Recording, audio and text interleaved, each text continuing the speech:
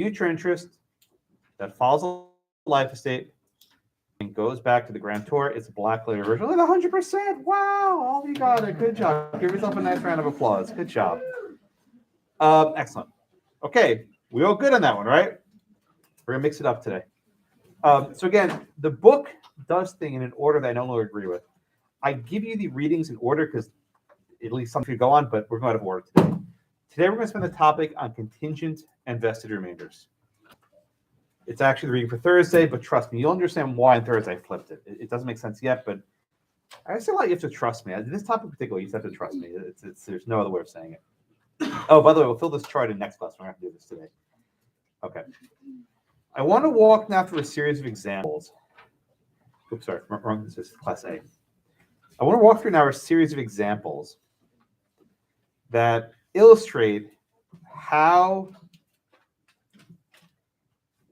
remainders and reversions can be expanded upon. Okay, so example 1A. Blackacre from Ollie to Alex for life. We've done this one 100 times. Tristan, help us out here. What are present interests in 1A? Yes. Very good. Alex has a present interest in life estate. And what's the future interest? Keep going. Thank you. Very good. Ollie is a future interest in perfectly stated, right? Now, Tristan, it doesn't actually say what happens after Alex dies, right?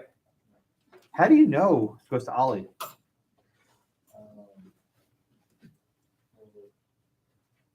There's no third party listed. So it's got to go somewhere? Yeah.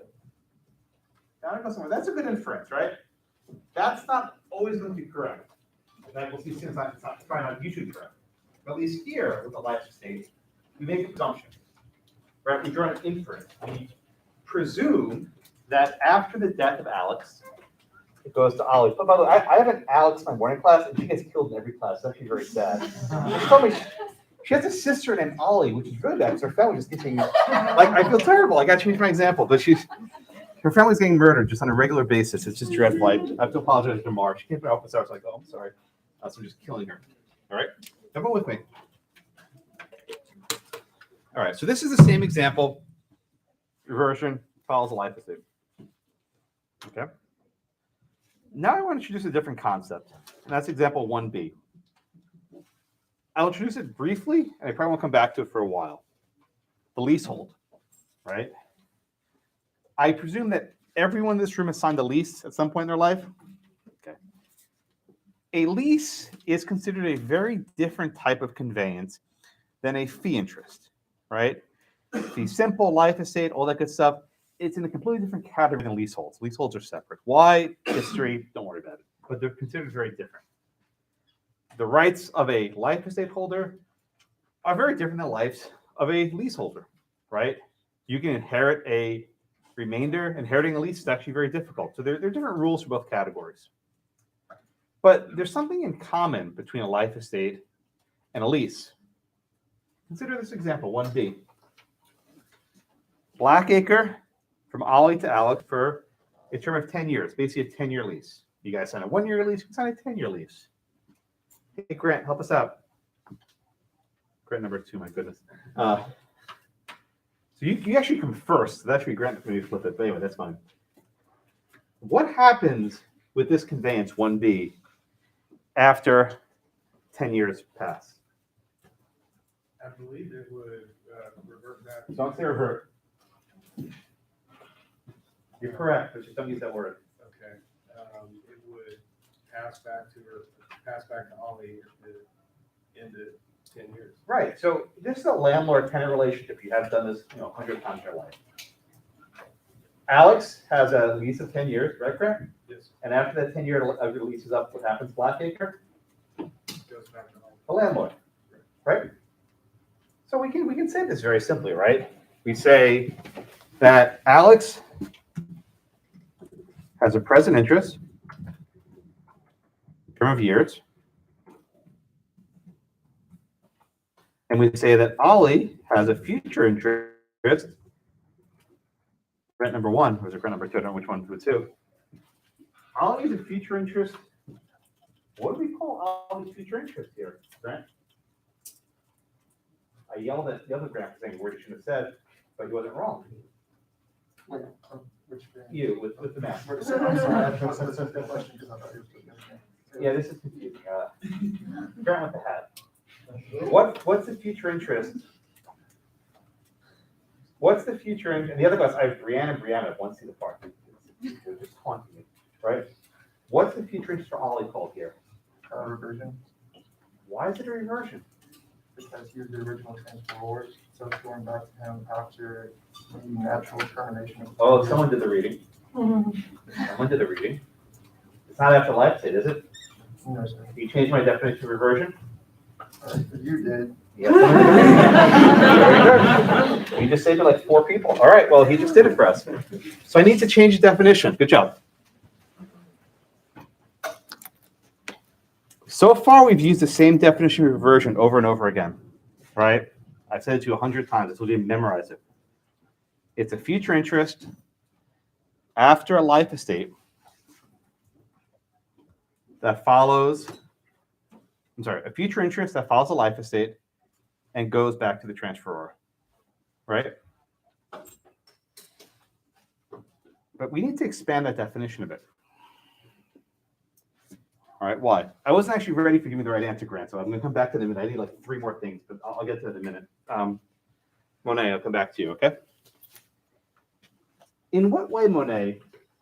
In what way is a life estate similar to a leasehold? They're similar in one regard. They both have a definite termination date. Yes, they both have a definite termination. Just explain what you're exactly right. Just explain what you mean by that. So with life estate, it ends at death, and then with the don't remember the name you just used. Term of years. In the term of years, it ends at a specific date or time that's already Correct. set. A life estate and a term of years share one thing in common. They both terminate naturally. They both terminate naturally, right? We're all going to die. It will happen. Now, I don't mean naturally, but die of natural causes, old in your bed, right? No. We all die. Whether you're murdered, I don't care you die. It's like poor Alex, right? I don't care how you die, we all die. It's a natural death. There's no condition, right? When you're dead, you're dead. It's not like, well, I'm going to die if this happens. No, you die, you die. Leasehold, 10 years. When 10 years is up, 10 years is up, right? There's no debating it. After 10 years, unless there's a renewal of some sort, your lease is up.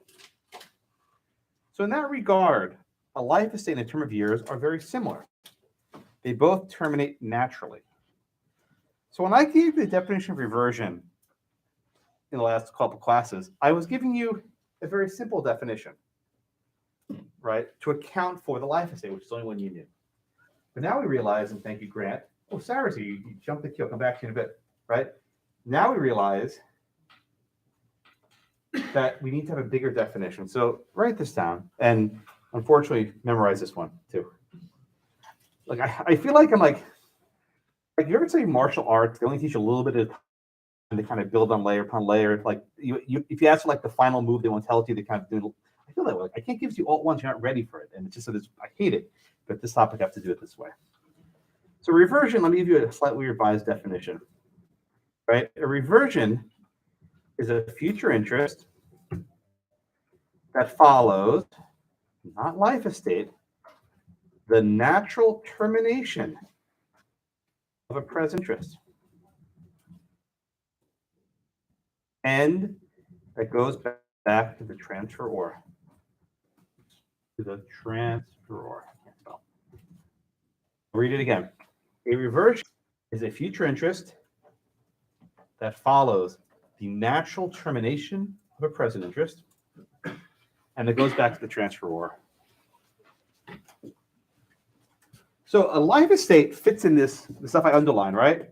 Life estate fits in there just fine. Right, a life estate terminates naturally, but so does a term of years.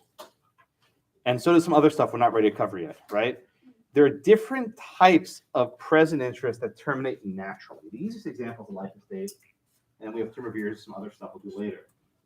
But I ask you if you can use this broader definition in your notes, you'll be stronger, right? I know I told you to memorize the other one. That was great. I need to sort of a little bit bigger. All right, so again, to go back, Sarah, what about you? What's Ollie's future interest here? Fee simple?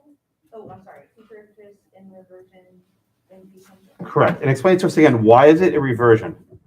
This is because we're making an inference here that all is the original.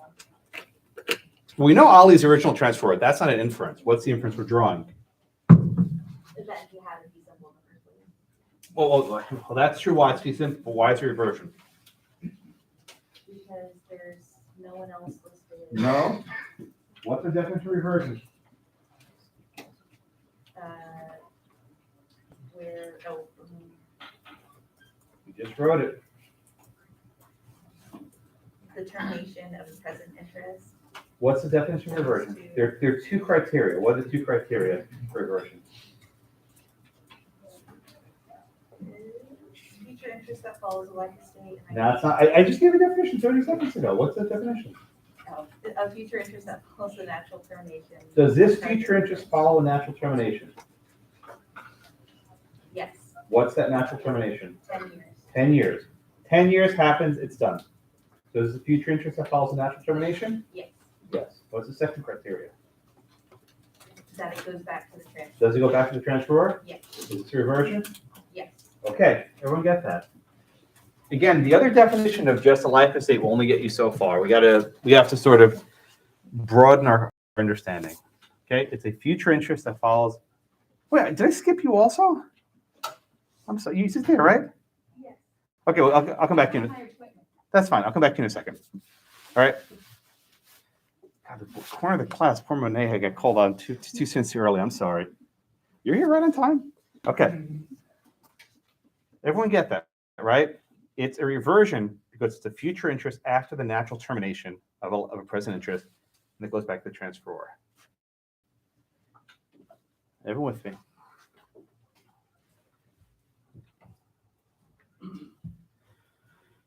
So we modified our definition of reversion, right? Guess what's coming next? We have to modify our definition of remainder. We'll get there in a few minutes, okay? Let's look at example 1C. Let's be for Vanessa in a moment. Okay, 1C. Blackacre from Ollie to Alex for a term of 10 years, comma, then to Baker and her heirs. All right. All right, Vanessa, help us out here. What's the present interest in this one in 1C? Alex has present interest in 3-year term. In a term of years, that's fine. Yeah, term of years, that's fine. You can say 10 years or whatever. That's correct. All right. So then now, Alex, not Vanessa. What is the future interest here? Remainder in Baker has future interest and remainder in fee simple. Good. Now, here comes a harder question. You give me a correct answer. How do you know that Baker has remainder?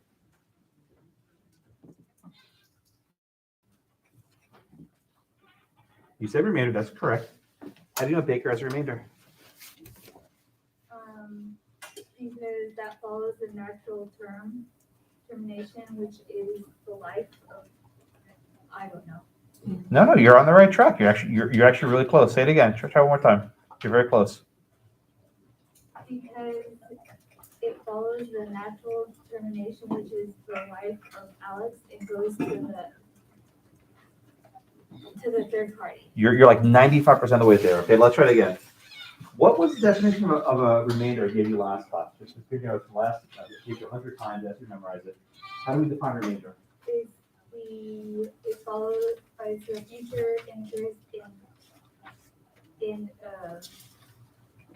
What are the elements of a pattern? No, just kidding. It's the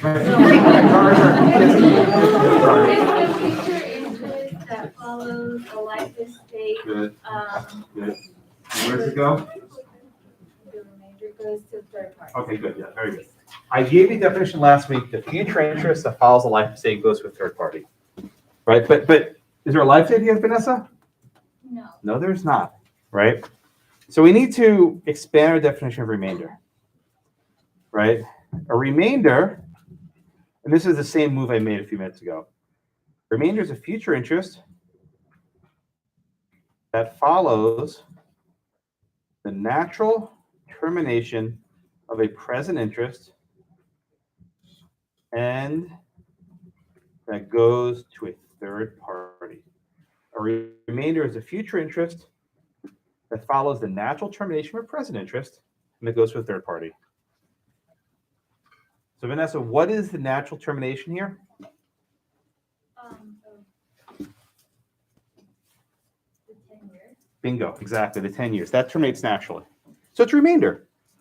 This is not new. I'm just simply sort of expanding the definition of what a remainder and reversion, but this is consistent with what we studied before. Everybody with me? That's getting weird. All right. That's how I can describe it. All right. Now, get to the weird one. Example number 1D. Okay, so for Samaya in a moment. Blackacre from Ollie to Alex for life, comma. Pay close attention to the punctuation, my friends. Then to Baker and her heirs if Baker survives Alex. Okay. So, Samaya, let's just talk plain English here. Don't worry about property language, right? Just plain English here. In this transaction, what happens? What are the two possibilities when Alex dies? What are the two things that might happen? The land can go to Baker. Okay, in what circumstance or on what condition would the land go to Baker? Baker is still living. Correct. If Baker's still alive, Baker gets Blackacre. Okay. Option number 2, Samaya. What's option number 2? The land can go back to Ollie if Baker does not survive Alex's life. So if Baker is dead, then it goes to Ollie. Yes. I don't see that. Where do you see it going to Ollie in that transaction? Does it say the that? Condition, What? it doesn't explicitly say what the condition, but if Baker survives. Yeah, but what if he doesn't? What if he Baker doesn't, if he survives, it goes to his heirs. It goes to Baker, then his heirs. But if he doesn't survive, the fee simple will revert back to. You're correct, but how do you know that? How do you know it goes? You're exactly correct, but I want you to just tell me, how do you know it goes to Ollie if Baker dies first? Because Alex is not living anymore, so there's no further condition. That's correct, but how do you know it goes to Ollie and not Chris? Or someone Because else? He didn't grant the land to. But does it say anything about Ollie there? Getting it back? No, it doesn't, but it's because it would be a reversion. You're right, but Tamika? Oh, is it because it's I don't know. The reading. Is it because it's a condition? Does it expressly say, Tamika, where it goes after if Baker's dead? No, it doesn't. Does it ever say with the reversion where it goes? No. That's a question I'm going to get to Grant a minute ago. What are we doing? You're just assuming. We're assuming, we're drawing an inference. That's the answer, right? We don't know exactly where it goes, but we simply assume it goes back to Ollie. You're correct. Am I 100% correct? But I just want you to be aware of what you're doing in your head. You are making an assumption, right? You're making an assumption it goes back to Ollie. That assumption will not always be true, right? You cannot presume it goes back to Ollie, but at least here we can make that presumption. There might be evidence in some other question I give you later that it doesn't go there. It goes somewhere else. So just, Tamika, Smile, you're right. Just be aware of what's going on because you're all very smart. And like we do this when we start thinking, we skip steps in our head, right? Remember like in math in middle school, you should skip steps. You skip steps. I want you just to realize every step that you're doing so you don't really skip them later. Okay. So go back to 1D. There are two possibilities, right? Possibility number one, Baker's still alive. Baker gets it in fee simple. Possibility number two, Baker's dead. In which case Baker gets nothing, her heirs get nothing. Dead people can inherit property. It goes to Ollie as something else. We'll put the words in a few minutes. Okay. So let's try and break down, Clark, let's try and break down one at a time. What's the present interest, or what would we call it? Alex is the present interest in life. Yeah, 100 times we said the same thing, right? Alex, the present interest in life. I say, poor Alex. What always happens to Alex? She dies. I feel so bad. I gotta pick a different name for this semester. This is dreadful. I feel guilty. I kill her every. It's like Kenny, right? Just she's getting killed every single episode. I'm a bastard, right? So Alex is the present interest in life estate. All right, Clark. So we see comma, then to Baker and her heirs. Now let's say Baker. Clark. Let's say that I just deleted this part that's highlighted. I'll put it in bold so it's a little clearer. Let's say I just put a period after what heirs. What interest would Baker have? They would have a future interest in remainder and fee simple. Yeah. Baker has a future. I'm sorry, not future.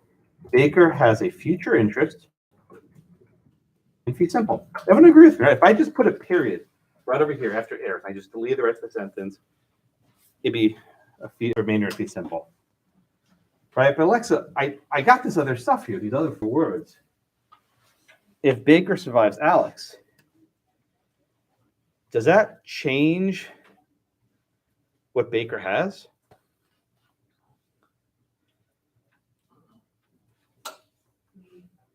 I'm not sure. Okay, let me ask you differently. How would you describe this language? If Baker survives Alex, what would you describe that as? How would we describe that just in terms of logic? It's a condition. Okay, very nice. Seeing how I sequence the readings, right? A condition, right? So there's a condition here. And just Alexa, just in plain English, right? Plain English. What is that condition? If Baker survives Alex. Yeah. Baker has to survive Alex, right? When you see the word if, if, that tells you there's a condition. Okay.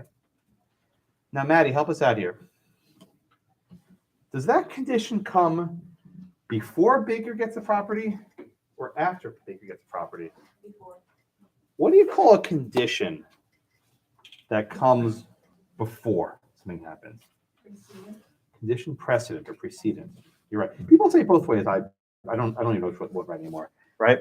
Did you guys do condition precedent in contracts? Does that sound a little familiar? You say precedent. See, I say precedent, like judicial precedent, but maybe precedent's better. I don't know. You have to just bear with it. I did the wrong thing. What's that? Oh, John. Well, John. He says it, then I'm precedent. It is okay.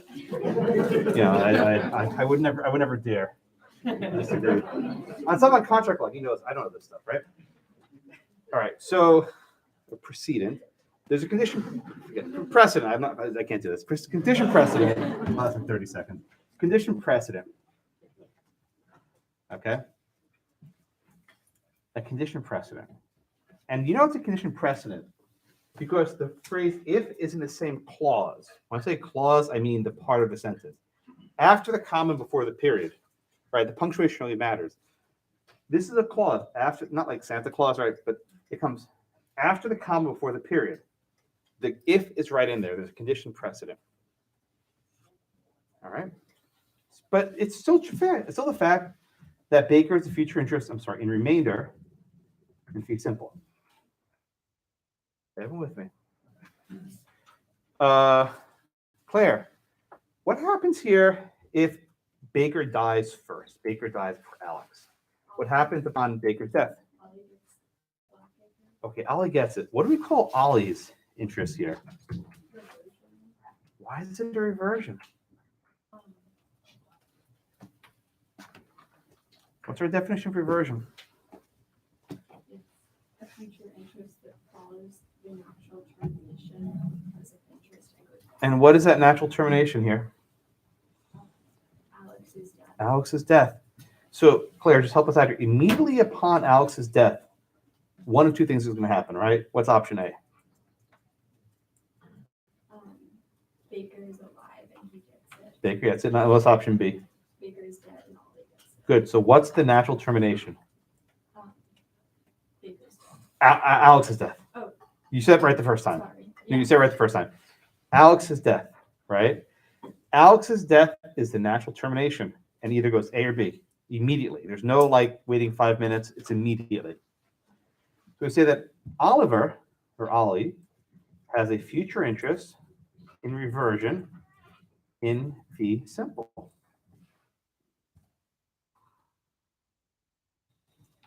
Wait a minute. How the heck does this work? How can you have a reversion following a remainder? How can you have a reversion following a remainder? The answer is that reversions and remainders are not always sure things. They're not always certain to happen. They're not. Again, Baker has remainder, which is all nice, but if she dies first, she gets nothing, her heirs get nothing. Oliver has this reversion, which is great, but he only gets something if Baker dies young. We're starting to get into this territory where reversions and remainders are not certain things. Where maybe the remainder vests, maybe it doesn't. Maybe the reversion vests, maybe it doesn't.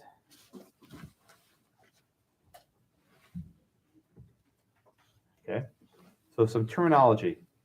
There's only one kind of reversion, right? You call it a reversion regardless of whether it's certain or not. Reversion.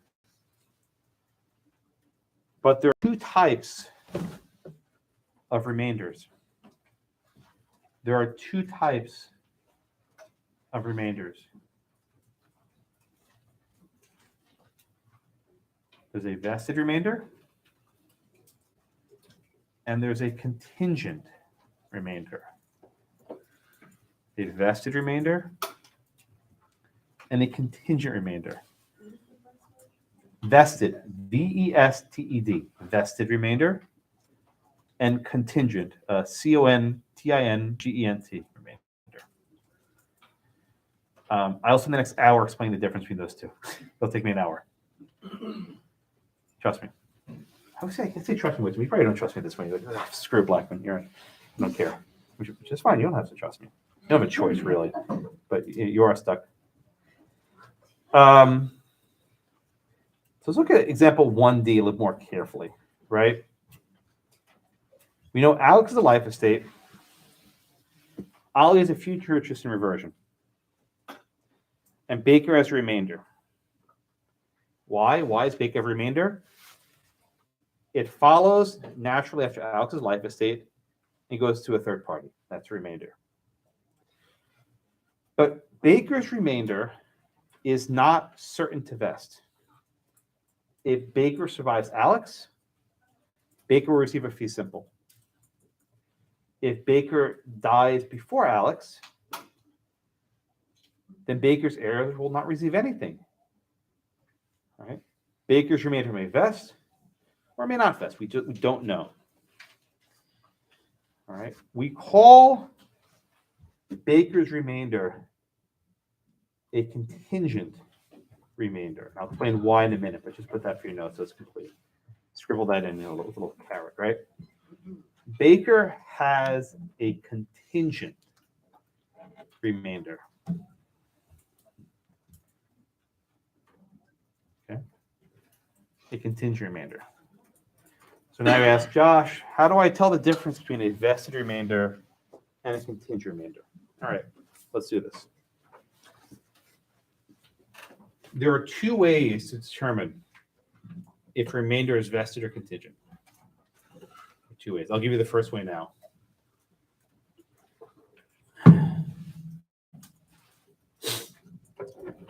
If there is a condition precedent, right? There is a condition precedent. That is a condition that must occur before Baker gets Blackacre. We have a contingent remainder. I'll say that again. If there's a condition precedent, that is a condition before Baker gets Blackacre, the remainder is contingent. It becomes very important for you to identify if there's a condition precedent or a condition subsequent. You see, in your readings for today, we talked about condition subsequent, right? It makes, trust me, it makes more sense to do precedent first and subsequent second. Now it's going to actually make sense with your reading for Thursday again. Okay. If there's a condition precedent, we have a contingent remainder. If there's a condition subsequent, it's something else. We'll do that next class. Angela, is your hand up? Okay, sorry.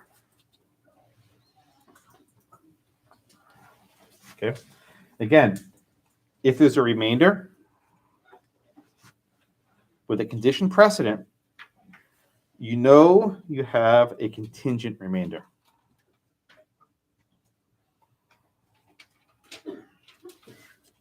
Everyone with me? So I want to walk through 1D again from start to finish.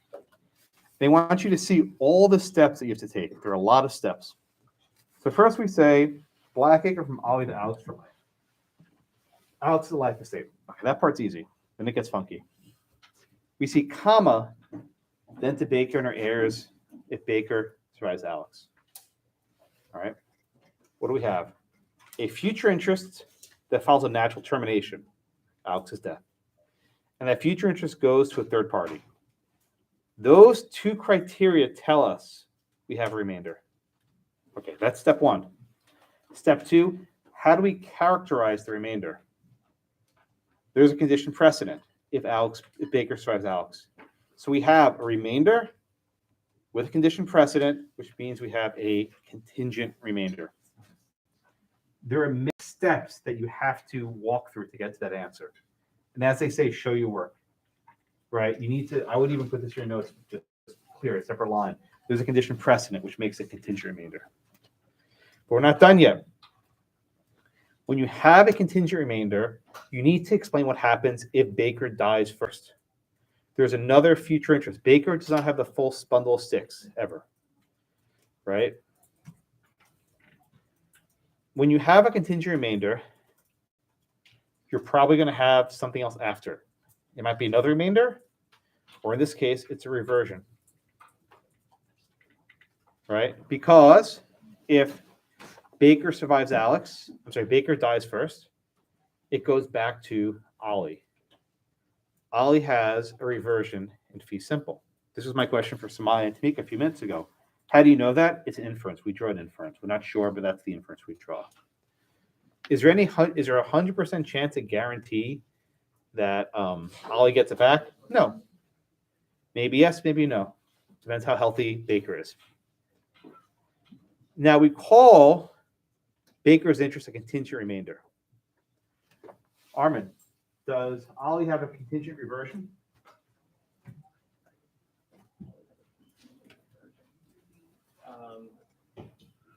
Yeah, I mean, it's based on the No. condition. Fell into the trap. What did I say 2 minutes ago?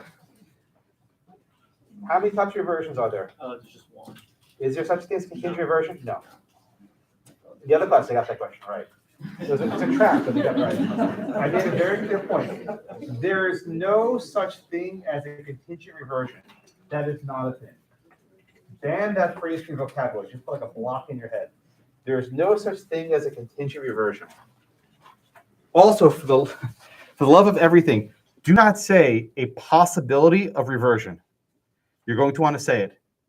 You're going to want to say it. Because you have in your reading today the possibility of reverter, right? Do not call it the possibility of reversion. You're wrong. This is why I kept yelling at Grant a minute ago when he said reverts, right? I don't mean to be mean to you, but if you say reverts, you'll say that's a reverter. Now you get the problem, right? You have a possibility reverter and you have a reversion. They're completely different things. What genius made them so similar? I couldn't tell you. I want to just punish that person for my entire career of teaching. right? But do not call it a contingent reversion. Do not call it a possibility of reversion. It's a reversion, period. So again, what do we have here? Alex is a present interest in life estate. Baker is a future interest in contingent remainder in a fee simple. And then Ollie has the future interest in reversion in fee simple.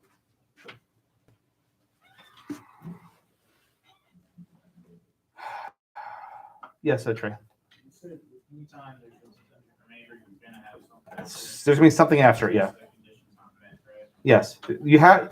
Look, this is why I made a big point for Samaya and Tamika. You always have to figure out what comes after. It's not always going to be Oliver.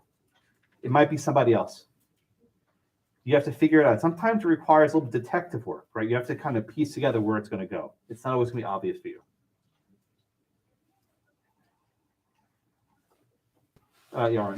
Can there be like a double? Yes.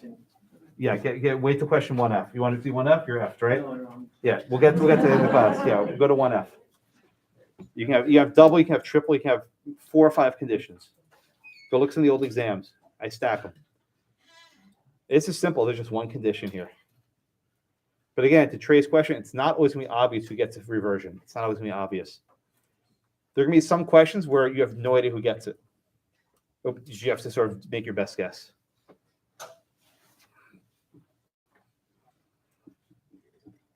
Kayla, is that a hand? No. Questions?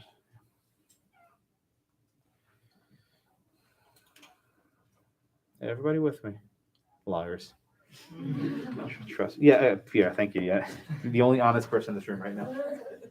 So you said reversion and reverter are not the same? No, there's nothing as reverter. Never say that. Oh, okay. There's a possibility of reverter, but there's no reverter just standing by itself. Everybody with me? All right. Are we ready for 1E? No, we'll do it anyway. All right. So again, I told you there are 2 ways to decide if remainder is contingent, right? The first asks, is there a condition precedent? There's a second way, which is illustrated by example 1E. Okay. Who am I up to? Sophia. Okay, so I'll read it for you. It says, Blackacre from Ollie to Alex for life, comma, then to Baker's children, period. I tell you that at the time of this conveyance, Baker has no children. So let's walk through this one step at a time, right? What's the present interest? Has a present interest in life estate. Okay, Alex has a present interest in life estate. Good.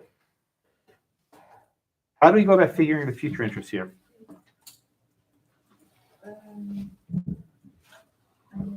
I read ahead, so. Yeah, well, just but anyway, but just walk us through it. What's the thought process you would have to know what the future interest here? Baker's children have a future interest in remainder. Okay, so hold on, so 1 second. Baker's children have a future interest in remainder. Why do you say remainder? It's a third party after future interest that follows natural termination of the present interest, and that goes with the third. Okay, so it's a future interest that follows a natural termination, which is whose death?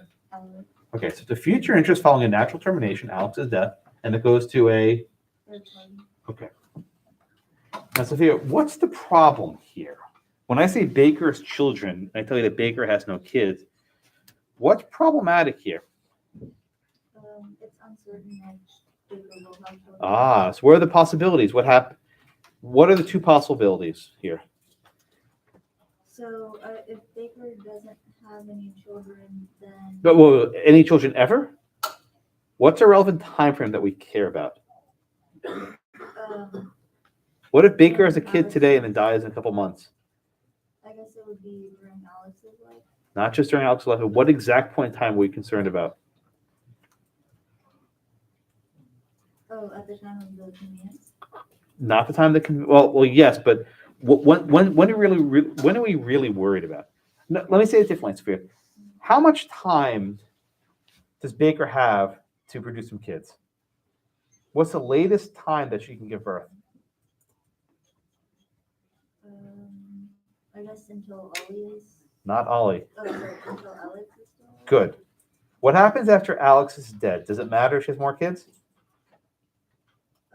No, because it will be a reversion back to Ollie. Okay, you're right. But two more points, right? I'll come back to you in a second. With this conveyance, we're asking one question. Are there children at the time of Alex's death? So, Sophia, if kids are born after Alex's death, do we care? What if Baker has children and they die before Alex's death? Do we care about them? Their souls are gone. We don't care, right? This is a morbid class, I know, but we really don't care. All we care about is, are there children alive of Baker at the time of Alex's death? If there's one or more children alive at the time of Alex's death, Blackacre goes to the children. And Sophia, what happens if there are no kids alive? Where does Blackacre go? Back to Ollie. Okay. Okay. Well, Andres. For Baker's children, should it be in life estate remainder? It doesn't No. say kids must be simple, right? It doesn't have to. Well- You don't need to end their heirs. Okay, not when it goes to their children. right? No. It's actually so. It's a fair point. Unless you see for life, the presumption is in the modern era, it's going to be simple. But I want to come back to the point Sophia a minute ago. All right. We have to what's called a class gift. CLASS, a class gift, right?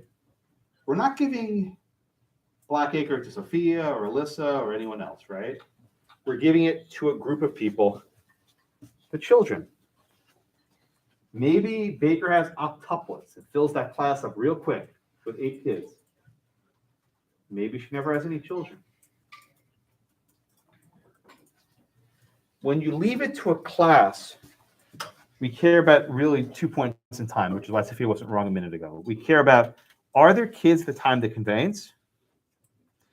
And we care about, are there kids when the prior estate terminates? So we know now that when this conveyance is drafted, that Baker has no children. She may never have any children. Meaning none of her kids may ever get Blackacre, she may never have kids. It's also possible she has a kid the next day. In which case the kid would get Blackacre. And if there are multiple kids, they share it. Right? They have to share the interest.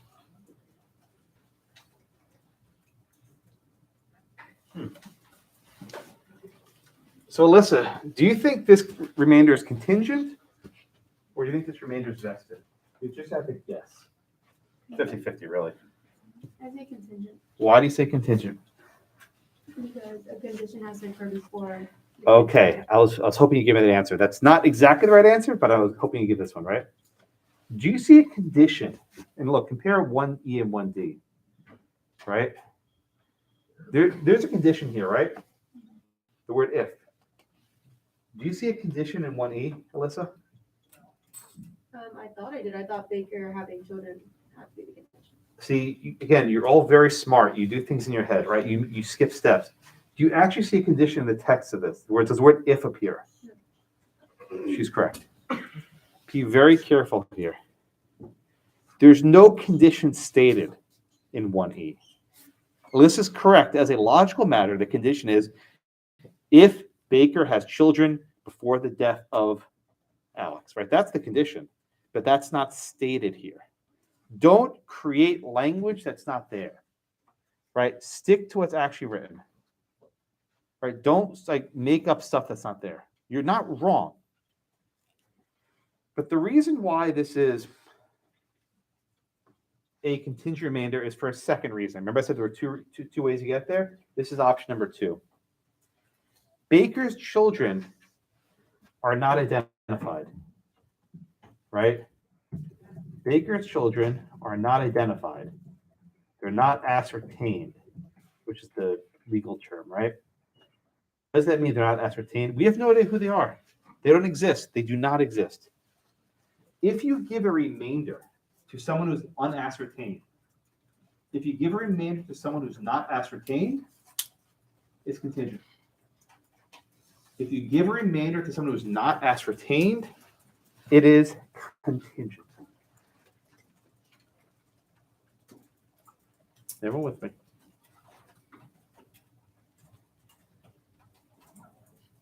In this case, the children are not ascertained. None of them are alive. We have no idea if they'll ever leave any kids. They are not identified. They're not ascertained. You can do it. You can give a remainder to someone who's not ascertained. So you know what? I don't have any kids, but I'm giving a remainder to my kids. God willing, to have some. Right? You can do that, but it's not ascertained, and it's a contingent remainder. It's not certain to vest.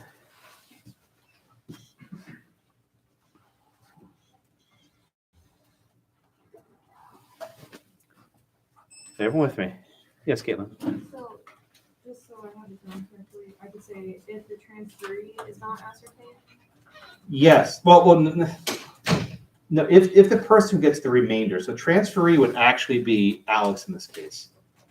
Alex would be the transferee getting the life estate. So it's really if the person with the remainder.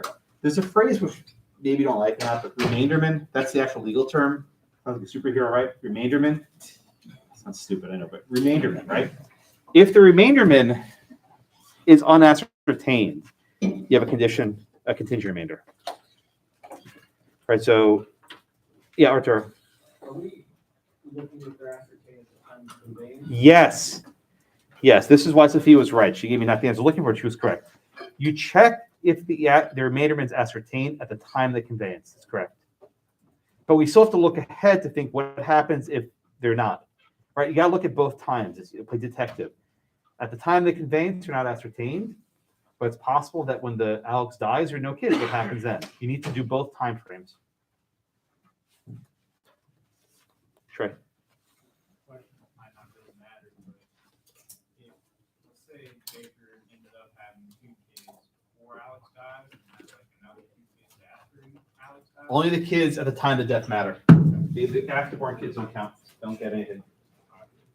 I know this is very mean, but it's true. We only care at the instant of Alex's death. Are their children alive? What happens afterwards is irrelevant, right? The two oldest kids have to share their stuff. Yes, Deborah. is that only for contingent remainders or also for vested remainders? I will get to best remainders in 15 minutes. I promise. It's a good question, though. I don't want to do it yet. And the book does vested first, contingent second. It's terrible. It's bad. Yeah, Joel. Was Baker pregnant? Does like that count or no? Someone always asks this question. Right. So it's. Let me answer this question 2 different ways. This conveyance to children, I don't think would cover a child in the womb, right? Because you're not born yet. But you could say in an instrument that I leave this my unborn child. You can do that. So let's just say a husband's on his deathbed, his wife is pregnant, and she's due in any day now.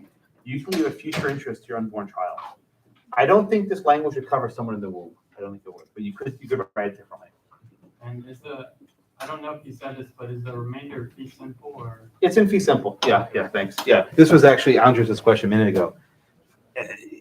I didn't write children and their heirs be kind of weird, but the presumption in the modern year at least is it's fee simple, unless you see the other one. Remember like these presumption in favor of complete gifts. Remember they don't like partial gifts. Remember this from the Tennessee case. The presumption is fee simple. If you don't have language to the contrary. Are we gonna name it contingent remainder as well? Did I not say that? Yeah. I'm sorry. I forgot to write it here. Yeah. Thank you for making me complete. Yeah. If I forget something, you tell me because I want to make sure my notes are complete. There's a lot going on here. Baker's children have a future interest in contingent remainder and fee simple. We're not done yet, Hanny. Why are we not done yet? What are we missing? If there's a contingent remainder for the children, what are we missing here? Come on, guys. You know better than that. Don't be rude. What are we missing here? What happens if Alex dies and there are no children? What happens if Alex dies and there are no kids? Then Ollie has a reversion. Okay, first off, it goes back to Ollie. How do you know it goes back to Ollie? The same question I keep asking all these other people. Because it's a future interest that follows the natural termination of a present interest, and it goes back to the transfer. You're correct, but how do you know it goes back to Ollie, not to Chris or someone else? Because we're just assuming. You're assuming. Just say that one word. You're assuming, and I'm happy, right? Because it's not that's not always going to be the case, and I want you not to skip that step. But very good, Hanny. Correct. We say that Ollie has the future reversion, future interest in reversion in fee simple. Correct. 100% correct. Because it's a future interest following a natural termination. That's Alex's death, and that goes back to a transferor. And it's in fee simple. Again, we're drawing an assumption. We're assuming it's in fee simple. Doesn't say it, but we presume it is. I want to walk this again. There's so many steps in this process. I want just you kind of list them out in your head, right? So first, we say Alex, the present interest in life estate. Easy. What happens after life estate? After the natural termination of Alex's life estate, the future interest goes to a third party. That's a remainder. Okay, check. Is your remainder vested or contingent? Well, is there a condition precedent? There is none stated. You're not wrong, Alyssa, right? You're a smart student and you're kind of doing your head, right? But there's no stated condition. But the children are not ascertained because none of them exist. There are no children in existence when this conveyance is drafted. Because the remainder men are unascertained, it's a contingent remainder. Okay, we're not done. If you have a contingent remainder, you must account what happens in the possibility that it doesn't go to the kids. Goes back to O. There's reversion in fee simple. It's a future interest after the natural termination of life estate. The returns to the transferor. Andres. Should we add that condition precedent if B does not have children before we do the O? But there's no condition precedent here. Oh, That's my entire point to Alyssa. There's not a condition. There's the reason why this remainder is contingent is.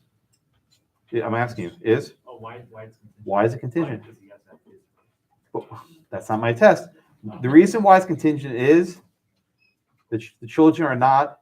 Oh, they're not ascertained. Thank you. There we go. The children are not ascertained. Right. Be careful why you label something a contingent remainder. If you get the right answer for the wrong reason, you get partial credit. You need to tell me why this is contingent. It's not because it's a condition precedent, because they're unascertained. I see Tony and then Chad. You had just mentioned something, I think someone asked a question if, say Baker was pregnant, the child is it considered legally not? Well, it can be, but I think the way I wrote this question, it's not. Children suggest born.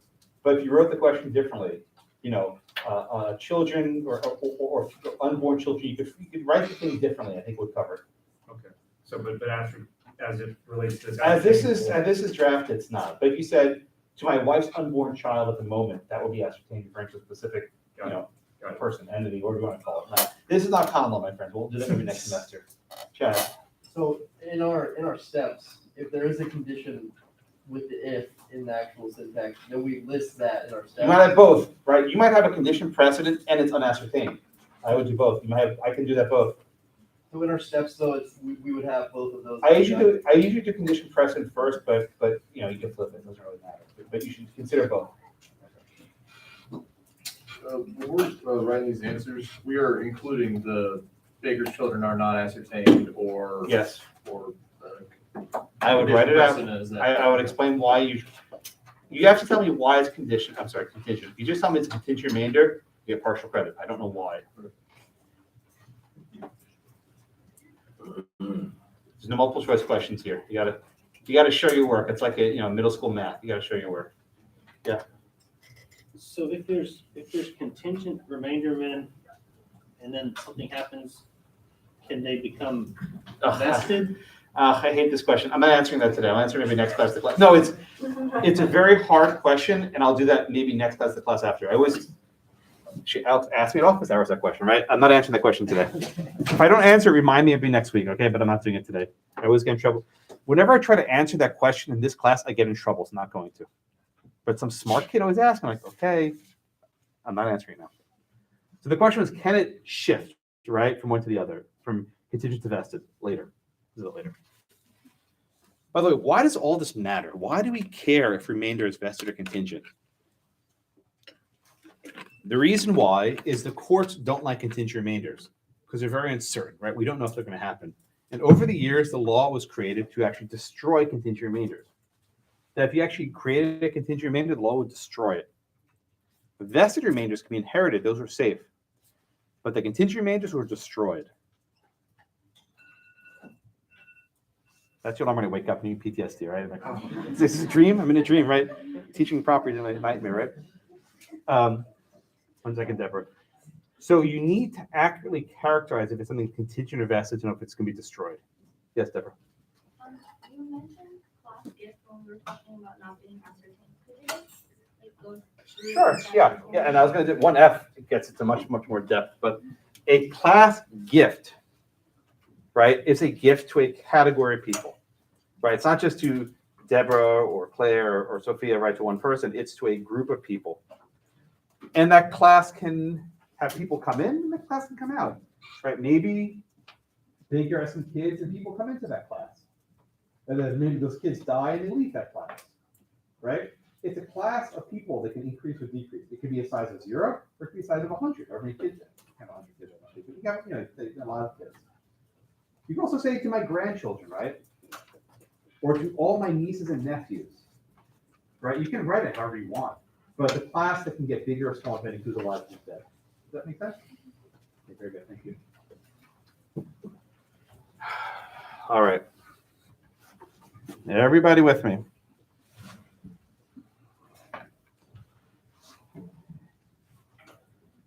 You all with me? You guys ready for 1F? Now, it's coincidence that the initial's F, but it's perhaps appropriate. Okay, this is going to be for you and in a minute. Okay. Blackacre from Ollie to Alex for life, comma. Then to Bacon or heirs if Baker survives Alex, comma. Oh boy. But if, oh man. But if Baker, you're shaking your heads. But if Baker does not survive, this will take us about 20 minutes, by the way. But if Baker does not survive Alex to Chris and his heirs. Oh boy. All right, Kimmy. You're looking at your watch. Like, how long am I going to call for, right? Get the easy part out of the way. What's the present interest? Okay, very good. Alex has a present interest. Life, say very good. So forget about all this other stuff, right? Kimmy, let's just maybe make this simple, right? Everything in bold, pretend it's not there. Pretend it's not there. We see comma, then to Bacon or heirs if Baker survives Alex. What's going on there? Baker has a future interest. How do you know it's the remainder? Good. Perfect. Perfectly stated. Okay, very good. Now, what kind of remainder is it? I mean, why is it contingent? And what's that called? Very good. There's a condition precedent here, right? Which is that Baker survives Alex. And because there's a condition precedent, the remainder is contingent. Last question, Kimmy. Is Baker ascertained? Yeah, why? I mean, it's an obvious question. Yeah, she's named. Baker's named, so that's ascertained. So, but the reason why this is contingent is not because of the ascertainment, it's because of the fact that there's condition precedent. Just write it out. That's basically 1D. I'm sorry, 1D and 1F are identical up to this point, right? There's the same thing as 1D and 1F, so the reasoning is the same. All right, Isabella. So you're now up to comma. But if Baker does not survive Alex, to Chris and his heirs. So in plain English, what happens if Baker dies before Alex? What happens? Goes to Chris. Is that a reversion? Why is that not a reversion? So what do we call Chris's future interest? Well, first off, is it reversion or remainder? Okay, so Chris has a future interest in remainder. Now we ask ourselves, is this remainder contingent or vested? Why? You said something funny. Say it again. You said contingent precedent. Not contingent precedent. I heard it. I think I heard it right. Like, it's okay. I'm going to make this mistake. Look, there's contingent, there's condition, reverter, reversion. It's like a topic was designed for torture lawsuits. One reason it exists, I'm convinced, right? Isabella. Yeah, she agrees. Isabella. So again, why is it a contingent remainder for Chris? Good. Correct. There's a condition precedent, right? And how do you know it's condition precedent preceding before? It comes before, right? The condition's right here. If Baker does not survive Alex, right? It's right there in the same clause. The grammar is important. In the same clause where it goes to Chris, the condition's right there. This is a condition precedent. Excuse me.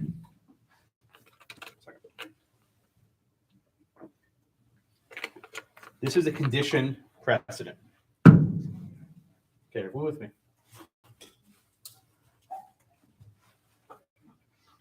So this remainder is contingent. And just finish up, Isabella. Is Chris ascertained? Of course he is. He's named, right? It's a contingent remainder because there's a condition precedent. Now, in this case, the same condition appears twice, right? Baker surviving Alex. It's in both clauses, right? That does not have to be the case. There will be other questions with different conditions. It's going to really mess with you, make your head get spinny, right? But here, it's the same condition. And you see the condition appears in the same clause between the period and the comma. Pay super close attention to the grammar. The grammar will help you. Now, what if the condition comes after the interest? That's called a condition subsequent, or subsequent, if you will, Professor Worley, right? It's a condition subsequent. I can't say it that way. Condition subsequent. All right? Your reading for today has something about condition subsequent. Now you understand what the hell they're talking about. Now you'll get what condition subsequent means. That's why I flipped it. It confuses me every time I try and teach it that way. Condition subsequent. This is precedent. Is everyone with me? 1 second. Pierre, does Ollie have any interest here?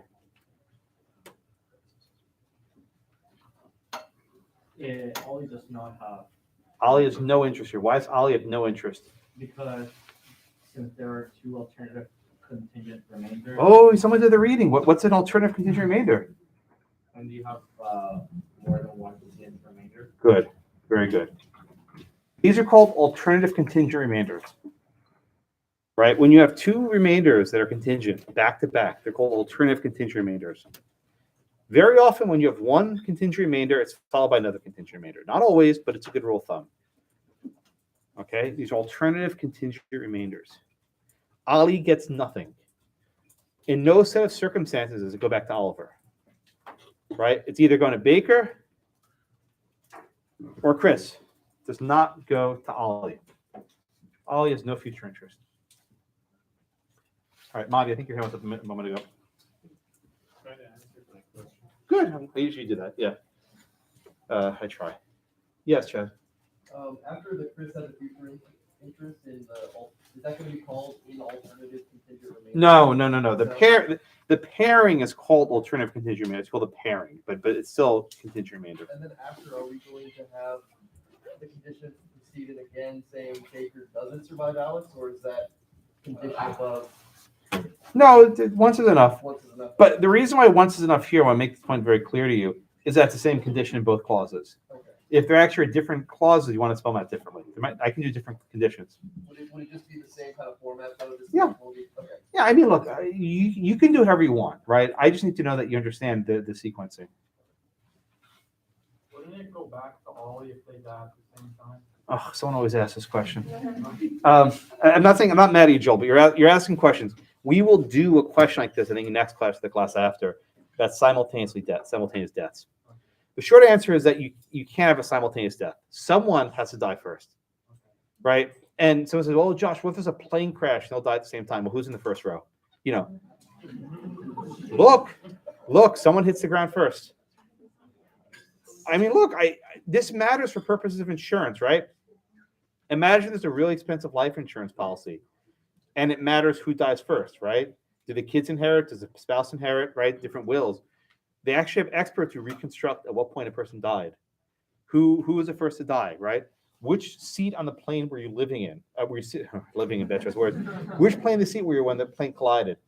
Did you lose consciousness, right? They can do an autopsy and find out, did you die of asphyxiation because you suffocated with no cabin pressure, or did you die of explosion because you hit the ground? Which killed you first? So, Joel, your question is actually very important in these cases where you have people dying at the same time. But the presumption is they're not dying at the same time. There's one person even a millisecond before. That's where it is. Someone always asks that question: they die first. But it's actually reconstructing death is a very important aspect of insurance law. If you ever want to get to insurance law, it's a fascinating area. But someone's got to die first, right? I mean, I suppose it's possible that like they instantly died at the same exact time, but that's gonna be very rare.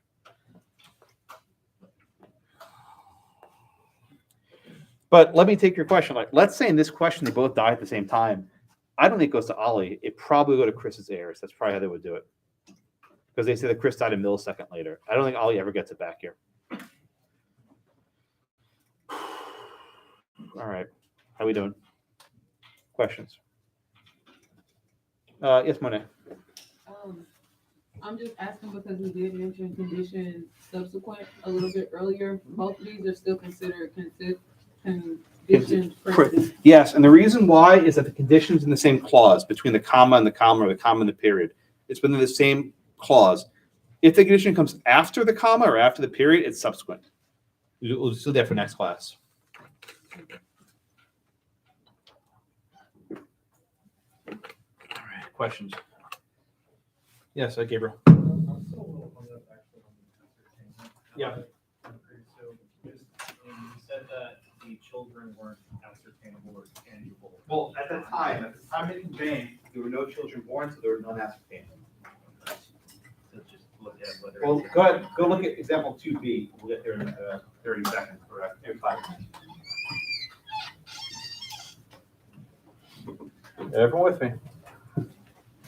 I don't believe you, but we'll keep moving on. Yeah, Trey. Say the thing about the grammar rule one more time.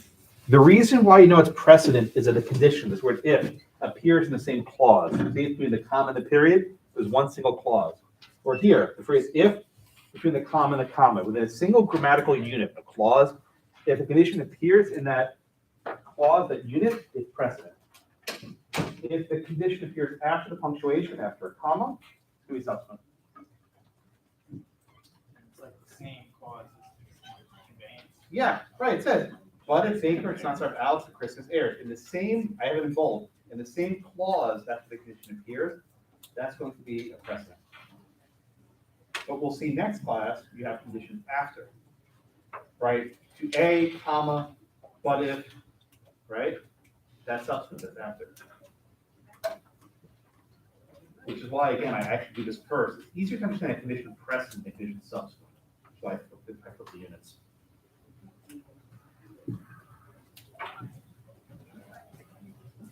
Everyone with me? All right, let's move on. So let me give you a definition. Okay, I'm going to just copy this from my notes because I don't want to screw it up. A definition of a contingent remainder. Copy this down very precisely. If you try to re-summarize or paraphrase, you're going to mix up one of the negatives. A remainder will be contingent if 1, the remainder is subject to a condition precedent, or the remainder was given to an unascertained person. Again, a remainder will be contingent if, one, the remainder is subject to a condition precedent, or two, the remainder was given to an unascertained person. The key word there is or. If either of those conditions is true, you have a contingent remainder. If they're both true, it's contingent. We only need one.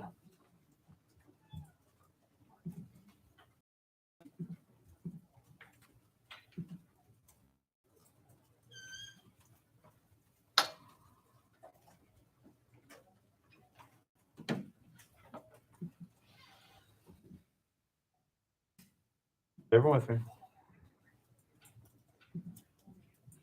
Memorize that definition. Now I'll give you a definition for a vested remainder. Again, I'm going to copy this so I don't screw it up. Try and type it down very precisely.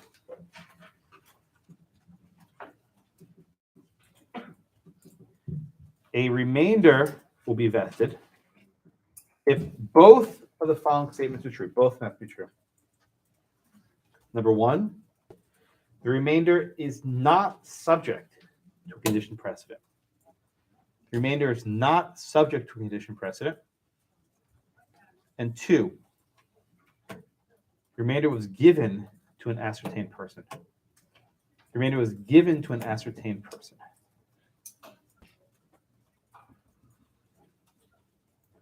Okay, both of those has to be true. If only one of them is true, right? There is no condition precedent, but it's given to an ascertained person, it's not vested. If it's an ascertained person, but there is a condition precedent, it's not vested. These definitions are mirror images of each other. I don't care which one you use. Different brains work differently, but you need to understand both definitions and then figure out which one you like better. Either say it is contingent or it's not contingent, or it is vested or it's not vested. I find it much easier to teach contingent first because it's actually simple to understand. There's only one. But with vested, you have two things you have to think about.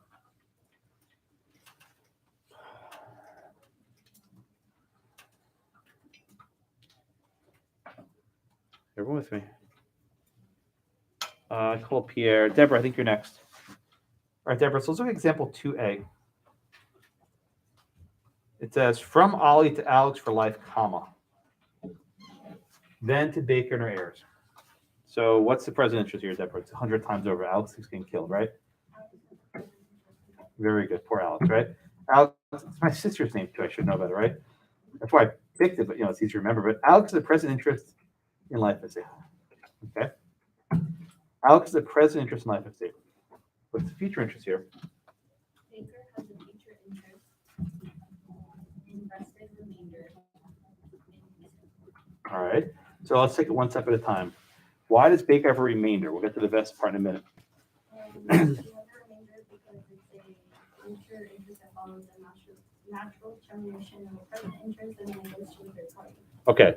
It's a remainder because it's a future interest follows a life estate, Alex's life estate, natural termination, and goes to a third party. Now, Deborah, harder part. Is it vested or contingent? Tell me why. Because there's no condition precedent proceeding and it's given to Baker who's ascertained. Correct. There's no condition precedent or precedent, right? There's none. 1 second, Caitlin. It goes straight up. Immediately upon the death, it goes right to B. And Baker's ascertained. Check, check. You satisfy those conditions, those two conditions, we have a vested remainder. You need to do both of them. Caitlin. I'm sorry, what's not visible? No, I'm sorry, other way. Down. Yeah. Awesome. How's that? I'm sorry. Yeah, I know that these classrooms are so poorly laid out. Just the idea that the desk is in front of the projector is insane. The reason why is this desk existed before the projector, right? It's just we're not done at the same time anyway. Can you hand that stuff somewhere? Everyone get 2A. Right? It's a vest remainder. So we've done this 100 times. So all the times in your notes where you've had remainder, you should go back and say vested. Vested. Right? They were all vested until today. I've never given you a contingent remainder until today. But now you know everything done before is a vested remainder.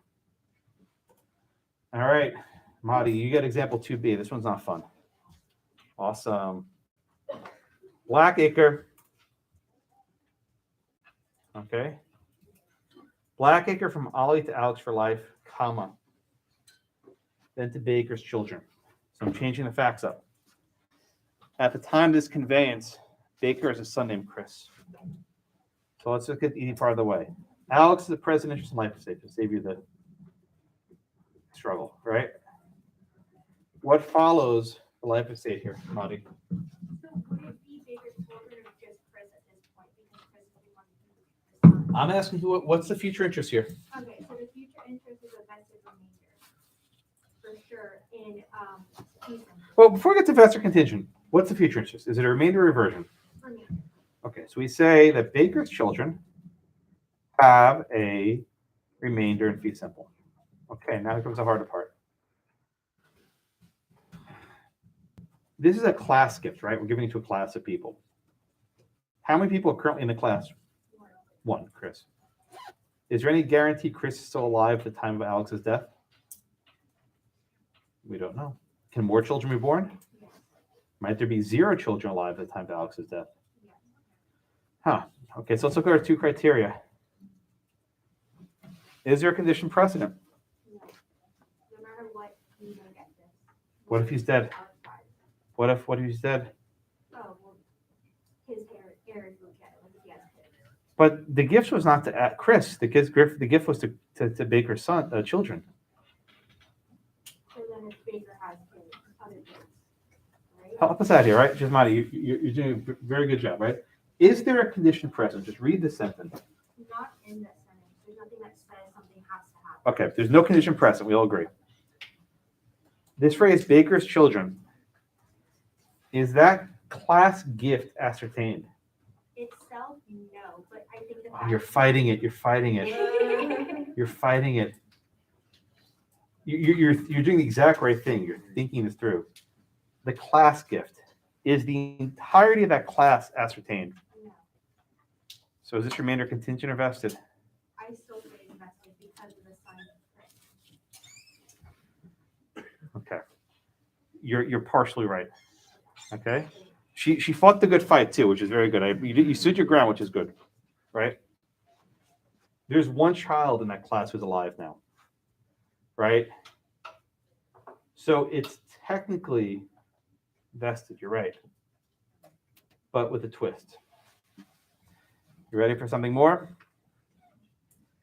It's called a vested remainder, subject to open. It's called a vested remainder subject to open. I know there's a name for everything, isn't there?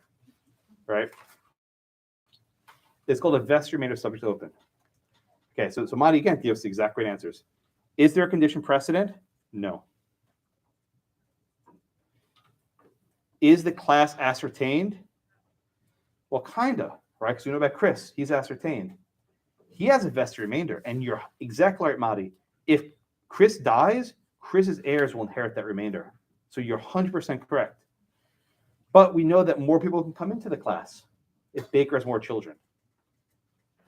And if Baker dies, if Chris dies, it goes to Chris's heirs. This is a vested remainder subject to open. And Madi, just finish it up. Does Ollie have any future interest here? No, No, why not? because it's just gonna go to Baker. And what if Chris is dead? What if Chris dies? Where does it go? Chris's heirs. In no circumstance does Ollie get anything here. Chris will get it, or Chris's heirs will get it, or the other brothers and sisters will get it with Chris's kids. But there's a vested remainder that's subject to open. You can do this. You can give a class gift that might open up later. Now just compare 1D, right? I'm sorry, not 1D, 1E. In 1E, you had a contingent remainder because there were no kids. But in 2B, it's a vested remainder that's subject to open because there's one child that's already born. It's an ascertained class. A class of 1 at this moment, but it's an ascertained class. I got Daniel, Tony, Maddie, Pierre, Maddie. Go. Okay, do you have to specify that Chris also has a best remainder subject open? Well, technically, that's not correct. Chris has a vested remainder period. He himself has a vested remainder. I'm asking about the class, so the class has the vested remainder subject to open. Chris has that remainder. That's his. He's alive. He won. He played the game of life and he won. Right? And if he dies, he leaves that as will to his kids. So you mentioned Ollie, there's no reversion. Reversion. Ollie gets nothing. That's because he gave his whole fund everything away, or? He gave everything away. He kept nothing for himself. Okay. Maddie? Do you always have to name the interest? Yeah, you do. Okay, you did on the second one. What do you not do? Baker's children have, you didn't say future. Oh, yeah, okay. Thank you. Keep me honest. Better? Thank you. Someone here. I can't remember who it was. Pierre. So the wording subject to open means if The class can expand. because it's been expanded, is that there's such thing as subject to close? That's not a thing. It's a fair question. It's not a thing. I think Deborah, were you next? No, Maddie. Okay, and then it was that region. Because it is a vested remainder subject to open for a 2B. In 2A, because it isn't, do we need to put indefeasibly vested remainder? You guys are such good students. Yeah, you're right. I didn't want to do this, but fine, you're right. So technically, fine, you're right. So if you want to be precise in 2A, it's a future interest in indefeasibly vested remainder in fee simple, which means defeasible. That's why I want to do this. Defeasible. What does defeasible mean? Defeasible means can be cut short, right? You see this as the fee simple defeasible. The word defeasible means you can cut something short. But in 2A, this cannot be cut short. It's indefeasible. It's an indefeasibly vested remainder. I hate that long phrase, but it's Marty, you're completely correct, and I will try to be accurate for my students. Right? Indefeasibly vested. I don't require that level of precision, but if you want to do it, you can. The reason why I don't have to explain the feasibility now with 4 minutes left in class, but you got it. Clark.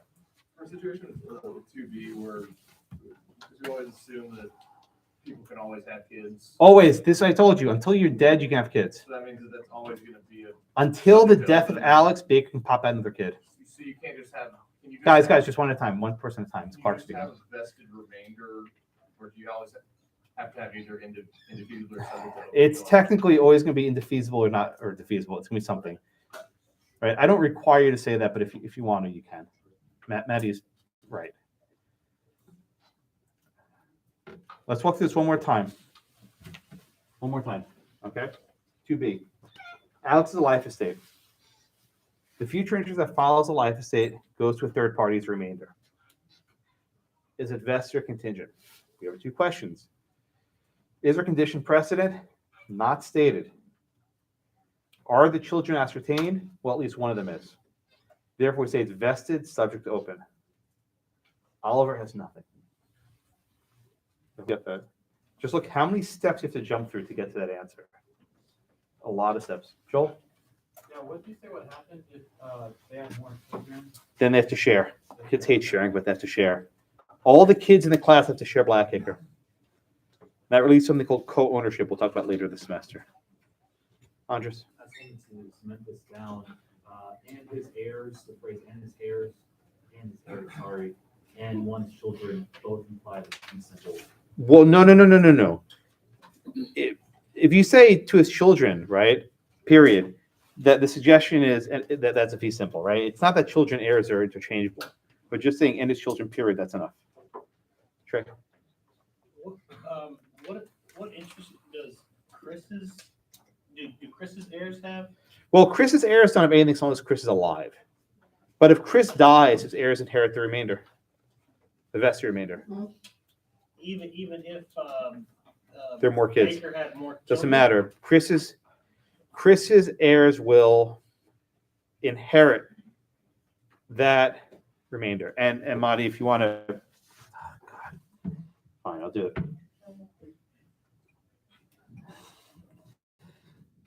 Fine.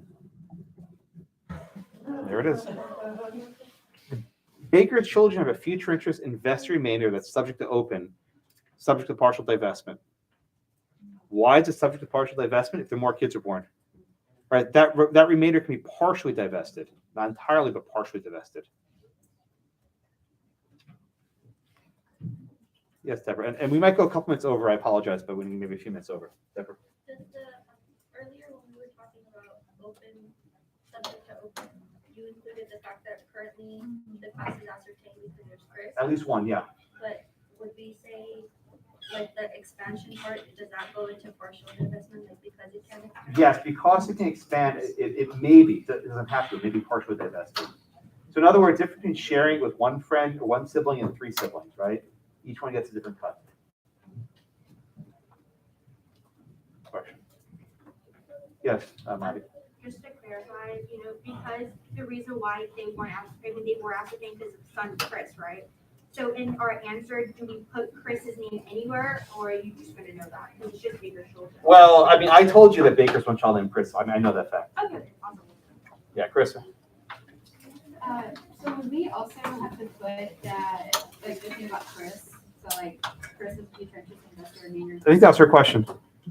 Yeah, I mean, I know, I mean, Is that- you're saying you list Chris separately? Yeah, so should we list? Not really, because Just do the Baker's children? if you say that the children have a best remainder, that's good enough. All right, give me 30 seconds, exit polls on, we just wrap up and you guys can go. All we did today was 2 things, right? I explained to you a new definition for reversion remainder and distinguish contingent from vested remainders. That's a very hard concept.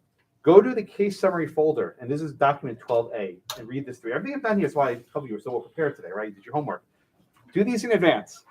For class on Thursday, do in advance the fee simple determinable lesson. Just do that in advance. It will help you immeasurably. There's only like 6 pages of reading. Do that in advance, please, okay? Thank you so much. Exit polls on. I will see you in class on Thursday. Have a wonderful day.